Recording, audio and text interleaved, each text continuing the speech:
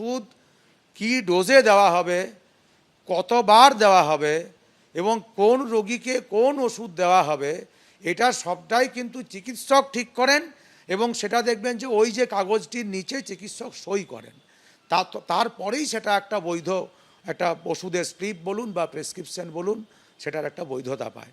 কিন্তু যদি এরকমভাবে একটা বলে দেওয়া হয় যে এই রোগে আমার এই ওষুধগুলি দেওয়া হবে, এটা এই ডোজে দেওয়া হবে, এত দিন ধরে দেওয়া হবে, এরকম একটা কিছু ঘটতে পারে আমরা কোনোদিন কল্পনাও করতে পারিনি। শুধু ফলতার সেবাশ্রয় 2 ক্যাম্পের ইএনটি চেম্বারে যে এমন সহায়িকা এখনো পড়ে আছে তা নয়, একই জিনিস অর্থাৎ ডাক্তারের ম্যানুয়াল পড়ে আছে অন্যান্য চেম্বারেও। দক্ষিণ 24 পরগনার সরিষার বাসিন্দা সারিফা খাতুন কোমর ও ঘাড়ে ব্যথা নিয়ে গেছিলেন সরিষার সেবাশ্রয় ক্যাম্পে। অভিযোগ সেখানকার চিকিৎসকের দেওয়া ওষুধ কাজ করেনি। ওষুধ ভালো কাজ দিচ্ছে না, তো আমাদের এখনো পর্যন্ত আমি ওই অসুস্থতা রয়েছি। হ্যাঁ, গত 1 বছর আগে দেখিয়েছি।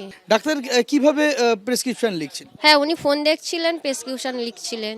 সত্যি কথা বলতে টেকনোলজি অনেক আপগ্রেড হয়ে গেছে, তো তাদের কাছে মোবাইল থাকে, তাদের কাছে ট্যাব থাকে, তারা ওই মোবাইল খুলে বা ওই ইন্টারনেট খুলে তারা কিন্তু দেখে নেয়। ফলে ওইখানে যখন ওইটা হচ্ছে ওরকম গোছা গোছা কাগজ সেখানে রেডিমেড তৈরি করা আছে, তার মানেই বুঝতে হবে যে অভিযোগগুলো আসছে সেই অভিযোগগুলো 100% ঠিক। সেবাশ্রয়ে কারা চিকিৎসা করতেন, তারা সকলে কি আদৌ চিকিৎসক?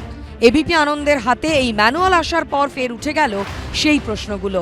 ক্যাম্পে নিয়ম মেনে আইনসঙ্গতভাবে সংশ্লিষ্ট পরিকাঠামোর মধ্যে থেকে রোগীকে পরিষেবা দেওয়া হয়ে থাকে, সেটা অন্য জিনিস। তাছাড়া যদি কোনো ক্যাম্পের নামে কোনো অনৈতিক কাজ নিশ্চিত করে সেটা তদন্ত সাপেক্ষ এবং তদন্ত করে সেটা সামনে আনা উচিত। ক্যাম্পের মধ্যে উনি যেগুলো করেছিলেন তার ক্লিনিক্যাল এস্টাবলিশমেন্ট অ্যাক্ট অনুযায়ী লাইসেন্স টু অপারেট কোথায় নেই। সেবাশ্রয়ের জন্য স্বাস্থ্য ভবনে তলব করেছি, ফাইল কোথায় নেই। ডায়মন্ড হারবার মেডিকেল কলেজে জিজ্ঞেস করেছি কে পারমিশন দিল, বলো কেউ দেয়নি। তাহলে এগুলো হলো কি করে? সব ফোনে আর হোয়াটসঅ্যাপে। সেবাশ্রয়ের ক্যাম্পে রয়েছে সুসজ্জিত অ্যান্টি চেম্বারও। এখানে চিকিৎসকদের বসার জায়গা রয়েছে, কিন্তু তার মাঝখানে একটা জিনিস চোখ টানতে বাধ্য, তা হচ্ছে এই অ্যান্টি চেম্বার কথাটা। এই অ্যান্টি চেম্বার কার জন্য তৈরি হয়েছিল? সেবাশ্রয় 2-এর যে ক্যাম্প, সেই সেবাশ্রয় 2-এর ক্যাম্পে এসে এই অ্যান্টি চেম্বারের দেখা পাওয়া গেল।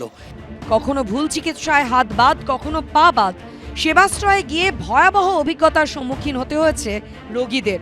আর এবার সেবাশ্রয় ক্যাম্পেই দেখা গেল ডাক্তারের ম্যানুয়াল। বেশিরভাগেরই জানুয়ারি 2026-এর তারিখ, কিন্তু কোনোটারই নিচে কোনো স্বাক্ষর নেই চিকিৎসকের। কে এই রিপোর্টটা বানিয়েছেন তা জানার কোনো উপায় এই মুহূর্তে আর নেই। সেবাশ্রয় ক্যাম্পে প্রথম কথা হচ্ছে সরকারি সার্টিফিকেট কেন আসবে, সরকারি জেরক্স কেন আসবে? তাহলে তৎকালীন মুখ্যমন্ত্রীকে বলতে হবে তিনি এটা অ্যালাউ করেছিলেন কিনা। সরকারি ইনফ্রাস্ট্রাকচার যদি উনি ব্যবহার করতে পারলেন, মুখ্যমন্ত্রী তৎকালীন কেন পারমিশন দিলেন?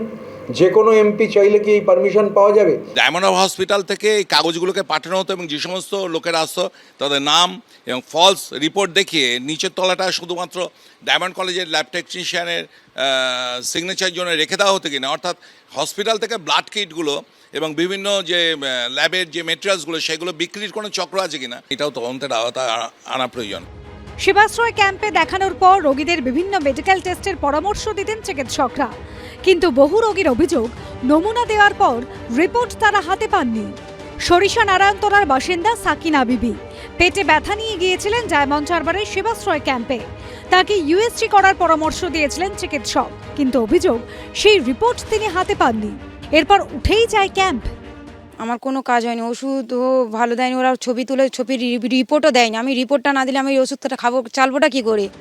আবার ফলতার সেবাশ্রয় ক্যাম্পে গিয়ে দেখা গেল ছড়িয়ে ছিটিয়ে পড়ে রয়েছে হেমাটোলজির রিপোর্ট, অর্থাৎ যে রোগীরা নমুনা দিয়েছিলেন তারা কেউই রিপোর্ট পাননি। এখানে পানুজা বিবির রিপোর্ট রয়েছে, সাবেরা খাতুনের রিপোর্ট রয়েছে, অনিমা চৌধুরীর রিপোর্ট রয়েছে, এখানে এস ঘোষ বলে একজনের রিপোর্ট, জহিরা বিবির রিপোর্ট। আরও অবাক করা বিষয় হলো রাজ্য সরকারি মেডিকেল কলেজে ছাপানো রিপোর্ট ফরম্যাটে নথিবদ্ধ রয়েছে সেবাশ্রয় ক্যাম্পে দেখানো রোগীদের তথ্য। একটা সরকারি মেডিকেল কলেজ হাসপাতালের যখন কোনো রোগীর রিপোর্ট তৈরি হয় সেই ল্যাবের, সেখানে অবশ্যই সেই রোগীটি কোন আউটডোরে দেখিয়েছেন অথবা কোন বিভাগে তিনি ভর্তি রয়েছেন সেই বিষয়টা উল্লেখ থাকে। এখানেও রয়েছে, যেহেতু সরকারি মেডিকেল কলেজ হাসপাতাল, এখানে লেখা রয়েছে ওপিডি নেম স্ল্যাশ দিয়ে রয়েছে ওয়ার্ড নাম্বার, অর্থাৎ কোন ওয়ার্ড অথবা ওয়ার্ডে রোগী ভর্তি রয়েছেন অথবা কোন ওপিডিতে রোগীকে দেখানো হয়েছে। এখানে অদ্ভুতভাবে ওয়ার্ড নেমের পাশে লেখা রয়েছে সেবা, অর্থাৎ সেবাশ্রয়ের সংক্ষিপ্ত একটা শব্দ এখানে উল্লেখ করা হয়েছে। কোথাও আবার পড়ে থাকতে দেখা গেল এক্স-রে প্লেট।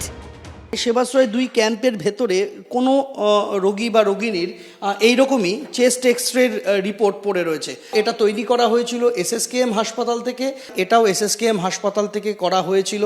এটাও এক রোগীর, এটা এখানে তারিখ রয়েছে 2021 সালের 20 জুলাই। স্বাভাবিকভাবেই এই প্রশ্ন উঠছে যে এই কাজ করতে বাধ্য কারা করেছিল? এক্ষেত্রে কি সরকারের থেকে অনুমতি নেওয়া হয়েছিল? যদি অনুমতি নিয়েই করা হয় তাহলে রিপোর্টে কেন চিকিৎসকের সই নেই? সেবাশ্রয় নিয়ে যা যা সমস্যা লোকসভায় বিজেপির এমপিরা তুলুন, সেখানে তো এমপি ডায়মন্ড হারবার তার বক্তব্য রাখার সুযোগ পাবে। যে ব্যক্তি বিধানসভার সদস্য নন তাকে সবাই মিলে একটা অনুপস্থিত, যিনি বিধানসভায় আত্মপক্ষ সমর্থন করতে পারবেন না, তাকে বারবার আক্রমণ করে বিধানসভায় কী লাভ আছে?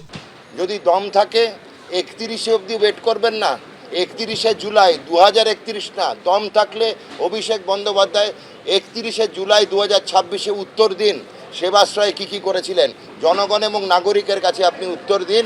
31 জুলাই 2026, 2031 অবধি অপেক্ষা করতে পারলাম না, আপনি কবে আসবেন? আপনি তো বলেছেন যে আপনি এলে আমাদেরকে দেখিয়ে দেবেন, বুঝিয়ে দেবেন। সবকে সাথ সবকা বিশ্বাস আর সবকা হিসাব এই সরকার কিন্তু রাখছে।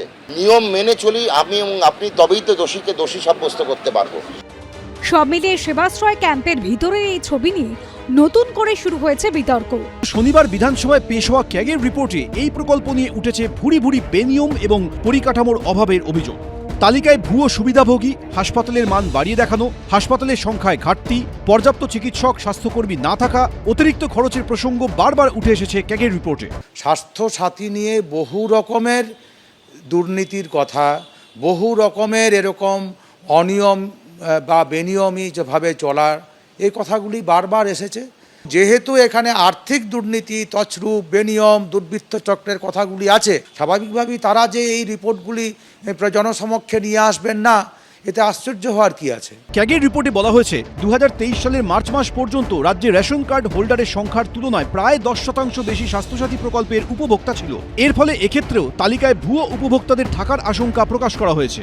মোট 1,65,00,000 পরিবারকে স্বাস্থ্যসাথী প্রকল্পের স্মার্ট কার্ড দিয়েছিল মমতা বন্দ্যোপাধ্যায়ের সরকার। ক্যাগের রিপোর্টে বলা হয়েছে নাম নথিভুক্তিকরণ এবং স্মার্ট কার্ড দিতে গিয়ে রাজ্য সরকারের অতিরিক্ত খরচ হয়েছে প্রায় 47 কোটি টাকা। যদি তথ্যের গোপনীয়তা লক্ষ্য করা যায় বা তথ্যের অসঙ্গতি লক্ষ্য করা যায়, নিশ্চিত করে আমি মনে করি সেটা সঠিকভাবে তদন্ত করে মূল্যায়ন করা উচিত। নমুনা হিসেবে স্বাস্থ্যসাথীর আওতায় থাকা 50টি বেসরকারি হাসপাতালের নথি যাচাই করে দেখা যায় 31টি বেসরকারি হাসপাতালকেই উচ্চমানের দেখিয়ে রেটিং দেওয়া হয়েছে। এর ফলে বেশি দামের প্যাকেজ দেওয়ায় সরকারের খরচ হয়েছে অতিরিক্ত 14.5 কোটি টাকা। হাসপাতালের সংখ্যার ঘাটতির কথাও বলেছে ক্যাগের রিপোর্ট। সেখানে উল্লেখ রয়েছে 2 কোটির বেশি পরিবারের জন্য 3000-এর বেশি হাসপাতাল থাকার প্রয়োজন থাকলেও তালিকাভুক্ত ছিল 2605টি। পরিদর্শন করা 65টি হাসপাতালের মধ্যে চিকিৎসকের ঘাটতি ছিল 32টিতে, 36টিতে নার্স এবং 16টি হাসপাতালে ভেন্টিলেটরের মতো জরুরি সরঞ্জামের অভাব ছিল। ক্যাগের রিপোর্টে রয়েছে বীমা সংস্থাগুলোর কাছে রাজ্য সরকারের বকেয়া ছিল 7,26,00,000 টাকার মতো। পরে জরিমানা সহ সেই অঙ্ক 31 কোটি ছাড়িয়ে গেছে, কিন্তু তাও সেই টাকা বীমা সংস্থাগুলোকে মেটানো হয়নি। রিপোর্ট অনুযায়ী পর্যাপ্ত বাজেটের অভাবে 2022-23 সালে তৎকালীন রাজ্য সরকারকে 721 কোটি টাকা ঋণ নিতে হয়, যার ফলে সুদ বাবদ সরকারকে গুনতে হয়েছে অতিরিক্ত প্রায় 11 কোটি টাকা। স্বাস্থ্যসাথী উপরে অডিট রিপোর্ট দেখলে আমার মনে হয় যে যেগুলো বেরোচ্ছে আর একটু কদিন বেরোক। আমরা এরকমও পেয়েছি যে রুগী নেই, সেই রুগীকে খুঁজে পাওয়া যায়নি, তার নামেও বিল হয়েছে। তো এখানে নিশ্চয়ই দুজনে হাত ধরাধরি করেছে।